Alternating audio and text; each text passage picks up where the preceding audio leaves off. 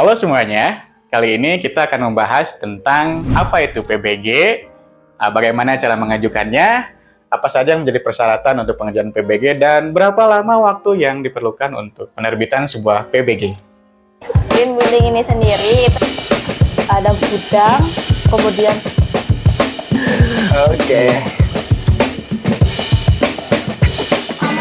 Halo, saya Randy, Public Relation dari Suba Arch. Bahwasanya berdasarkan Undang-Undang Nomor 11 Tahun 2020 tentang Cipta Kerja, bahwasannya izin mendirikan bangunan atau IMB saat ini telah dikonversi menjadi Persetujuan Bangunan Gedung atau PBG. Di mana persetujuan bangunan gedung atau PBG ini adalah perizinan yang dikeluarkan dari pemerintah kepada pemilik bangunan gedung, baik itu yang membangun awal dari nol ataupun yang merenovasi, ataupun yang melakukan perawatan dan bahkan melakukan perubahan terhadap fungsi dari sebuah bangunan.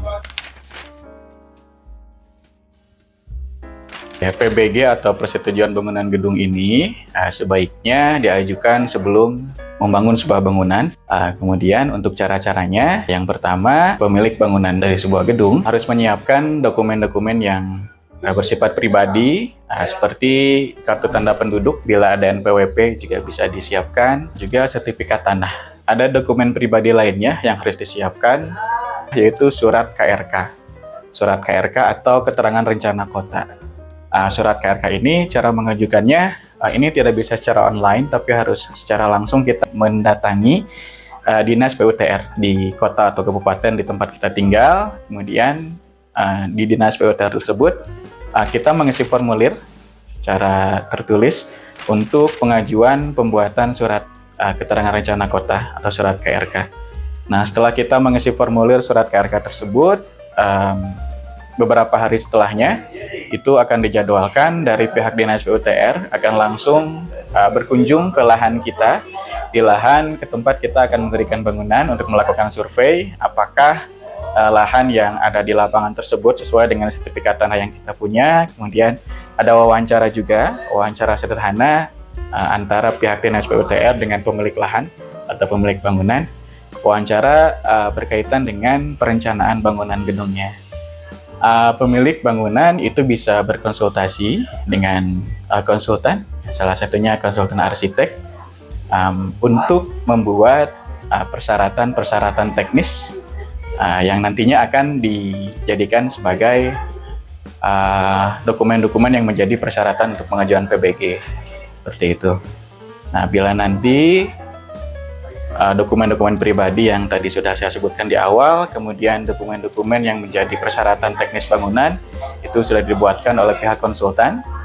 Itu untuk caranya bisa membuat akun di sebuah platform yang sudah dibuat oleh pemerintah. Nama websitenya itu adalah SIMBG, di mana di website SIMBG ini pemilik bangunan gedung itu bisa membuat akun. Kemudian setelah membuat akun, dia bisa mengupload atau mengunggah dokumen-dokumen yang menjadi persyaratan untuk pengajuan PBG tersebut. Dokumen-dokumen yang kita unggah melalui SIMBG itu yang utama dokumen pribadi seperti KTP, kemudian ada sertifikat tanah, lalu ada surat keterangan rencana kota atau surat KRK yang dikeluarkan oleh Dinas PUTR setempat.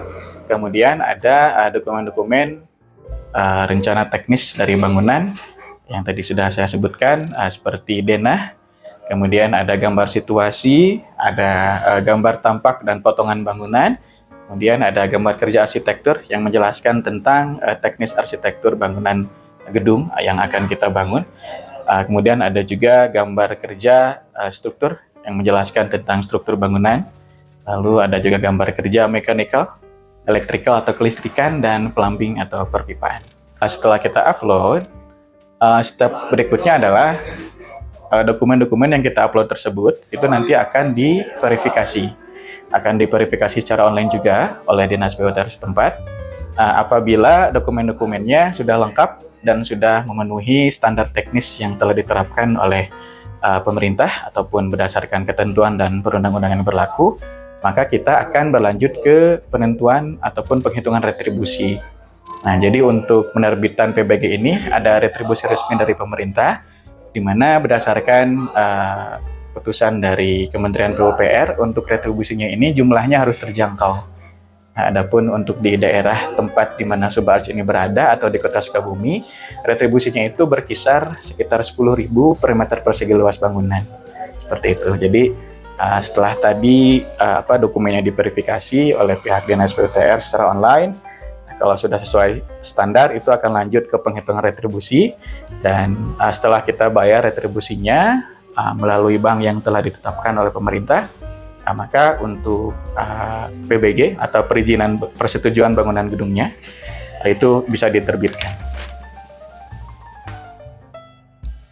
Berdasarkan informasi yang saya dapatkan dari website SIMBG, durasi ataupun waktu yang diperlukan untuk penerbitan sebuah PBG itu ada langkah-langkahnya, Kang.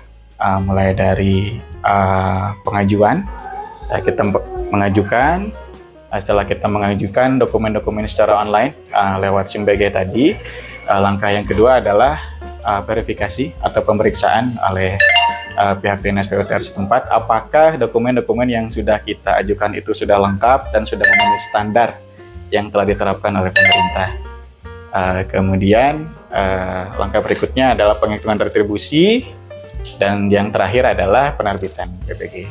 Jadi maksimalnya itu 28 hari. Nah, dan ada juga hal-hal yang mempengaruhi waktu penerbitan PBG ini, Kang. Jadi apabila pada saat proses verifikasi persyaratan pengajuan PBG itu ada dokumen-dokumen yang belum lengkap atau belum memenuhi standar, maka kita harus meresponnya dengan cepat. Ya, nanti akan ada feedback dari verifikatornya, apa yang kurang, apa yang harus dilengkapi, itu kita harus perbaiki secara cepat agar penerbitannya pun kita bisa dapatkan secara cepat gitu. Jadi kalau kita merespon hasil verifikasi dari pihak verifikator itu lambat, maka itu akan berdampak terhadap keterlambatan penerbitan PBG juga. Seperti itu. Berdasarkan informasi dari pemerintah, biaya yang dibayarkan saat pengajuan PBG itu hanya retribusi saja. Seperti itu. Jadi kalau dokumen-dokumen lainnya itu berada di luar kewenangan pemerintah ya. Seperti saat pemilik bangunan gedung itu ingin membuat dokumen-dokumen yang menjadi persyaratan teknis untuk pengajuan PBG seperti denah, tampak, potongan, kemudian gambar kerja lengkap tadi, itu menjadi tanggungan pemilik bangunan kepada pihak konsultan yang dia hire, seperti itu. Kalau dari pemerintahnya itu hanya retribusi saja. Termasuk saat pembuatan surat KRK atau surat keterangan rencana kota, itu tidak dipungut biaya apapun dari pemerintah. Ya. Sebagaimana yang tadi telah saya jelaskan, bahwasanya setelah kita mengajukan dokumen-dokumen yang menjadi persyaratan dalam pengajuan PBG ini, mulai dari dokumen pribadi seperti KTP, sertifikat tanah, SKRK, sampai ke gambar kerja teknis seperti gambar kerja struktur, gambar kerja arsitektur, dan gambar kerja MEP. Nah, apabila dokumen-dokumen yang menjadi persyaratan PBG tersebut itu belum lengkap dan belum memenuhi standar teknis yang telah ditetapkan oleh perundang-undangan, maka verifikator itu akan memberikan catatan. Gitu. Jadi bukan berarti ditolak, tapi belum diterima, seperti itu kan.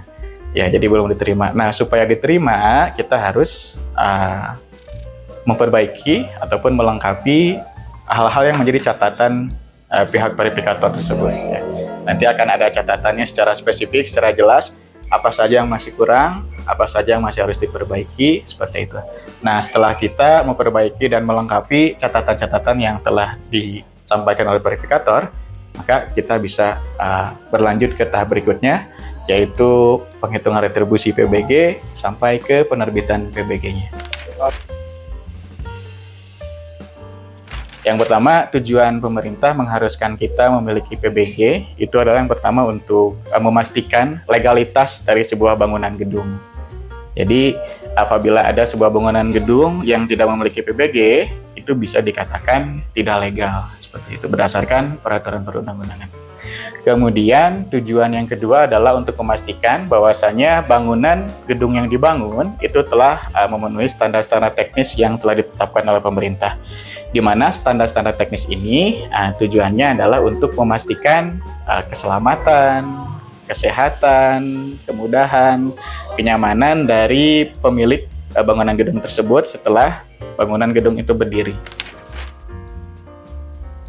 Ada standar-standar yang mengatur seperti KDB atau koefisiensi dasar bangunan, di mana KDB ini di setiap daerah itu memiliki persentase yang berbeda-beda. Hanya secara garis besar ketetapannya adalah luas bangunan sebaiknya tidak lebih dari 60 hingga 70% dari luas lahan, seperti itu, supaya yang 30 atau 40% dari luas lahan ini bisa dijadikan sebagai area resapan, di mana apabila terjadi hujan yang sangat deras, itu lahannya bisa menyerap dan tidak terjadi banjir atau hal-hal yang tidak diinginkan, seperti itu.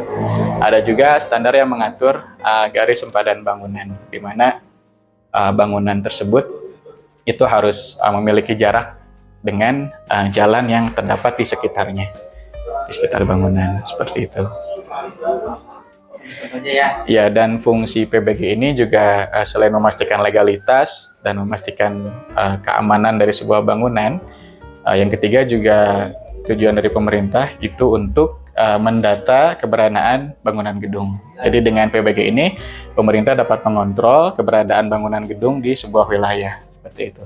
Apakah bangunan gedungnya itu telah memenuhi standar ataupun tidak.